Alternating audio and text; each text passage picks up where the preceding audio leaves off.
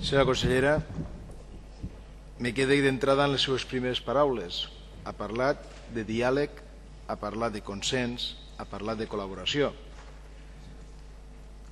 En mi troba una persona, un grup al qual estic parlant en nom d'ell, del qual estic parlant en nom d'ell, que li ofereix, efectivament, o li replega aquesta idea de diàleg, li replega aquesta idea de col·laboració i se queda en un interrogant per al consens, perquè el consens és traçar un punt de trobada en el qual tant una part com l'altra ha de cedir per arribar a aquest consens. Si no és així, per tant, no li l'assegure, però sí que assegure que tindrem diàleg i col·laboració en aquest aspecte.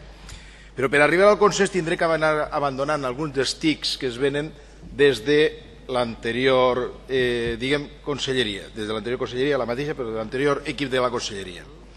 Sobretot perquè vostè ja comença parlant d'una qüestió que han utilitzat moltíssim i que ja tindrà una diferència. Quan vostè diu perquè el pressupost de la política social d'aquest govern és del 80%. Mire, tindrem conceptes diferents de política social, per tant tindrem que definir. Jo creia que si vindria diria el meu pressupost, el de la meva conselleria, que és el que interessa en aquest moment, va ser, i anem a treballar per a que sigui tant, i ahir sí que parlarem de recursos de la seva conselleria, perquè quan arribem a ampliar tant el concepte de política social, resulta que al final no sabem de què parlem. I per tant, per concretar, anem al pressupost de la seva conselleria.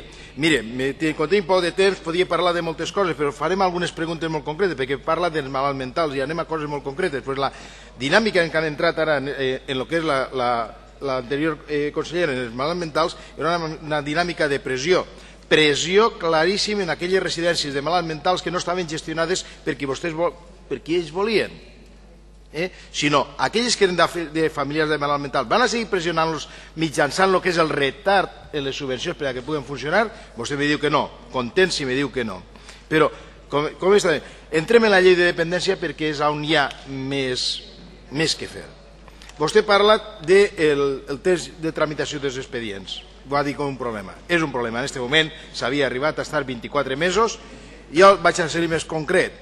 Però vostè es compromet que en un termini màxim de 6 mesos estigui acabat, que és el que se demana a les persones dependentes, el termini màxim de 6 mesos des de la sol·licitud a que estigui dictaminat i en el servei. És conscient que en la majoria de les comunitats que han optat per la centralització d'una empresa de la valoració està funcionant d'una manera molt més lenta i desorganitzada que totes aquelles que s'ha delegat les responsabilitats en tot el sistema social d'atenció primària? Pot fer-lo així o seguirem exactament igual?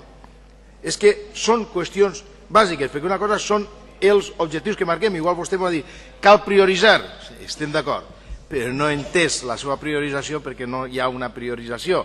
Espero que la presente o que la desprenguem en seguida. Tinguem en compte que el personal especialista en dependència, que és aliè al medi on està vivint aquesta gent, i aquests especialistes, entre cometes, no poden assessorar una persona en la conveniència i disponibilitat de tindre un o altres recursos perquè no coneixen les opcions que hi ha allí. Això se pot fer a través, vostè ha parlat abans de la política municipal, va fer la col·laboració en tots els sistemes de dins de la llei de dependència, en els sistemes d'atenció primària que tenen i els sistemes d'atenció dels ajuntaments? Va fer el catàleg de servei immediatament, va ampliar-lo, va clarificar el catàleg de serveis al 100% per saber que estan disponibles i després saber les opcions que tenen i quines opcions quan siguin reals, que no puguen optar a uns serveis que no existeixen. Perdone, señor Pañella, por favor, señorías, bajen un poquito el nivel acústico que ya no se oye. En cuanto gracias. A los que están hablando por teléfono especialmente. Hi ha una miqueta diferent, una xicoteta diferència, tampoc és massa important. Jo tenia que les prestacions actuals, però el percentatge seguís, eren de 21.247, vostè ha parlat de 25.000, i jo pensava que s'havia reconegut la prestació a 43.000, vostè diu 57.000, però és igual perquè és curiós. Se conserva aquest 50% aproximadament de la gent que té reconegudes prestacions sobre aquells que tenen reconegut el dret de prestació. No és un èxit. Això no és un èxit, això és un desafiament que vostè té d'incrementar immediatament això. Però també que en tots aquests no n'hi ha cap de reconegut com el servei d'assistència personal, el servei d'ajuda domiciliària, la promoció autonòmica personal. Això està en cartera, el tenen ahir, perquè ahir no estan reconeguts encara. Tot això. Parlen vostè de residències. Quina va ser la política respecte a les residències? Va ser una continuïtat d'allò que hi havia, una política d'adjudicacions a empreses privades de la gestió dels edificis públics? Va seguir així o anem a promocionar un servei públic de qualitat directament gestionat des de la mateixa conselleria? Són moltes preguntes i moltíssimes més que tindria que dir, però que en 5 minuts de cap manera. Una última sí que li vaig dir. Va seguir en el silenci positiu, va canviar això, va fer dins d'aquesta priorització d'objectius una cosa que demana jo fa molt de temps, que és que si la llei tal com està contemplada no és assumible, va fer una reprogramació real i presentar-la així per dir, mire, aquests són els meus objectius perquè són els que podem realitzar. Això seria molt positiu.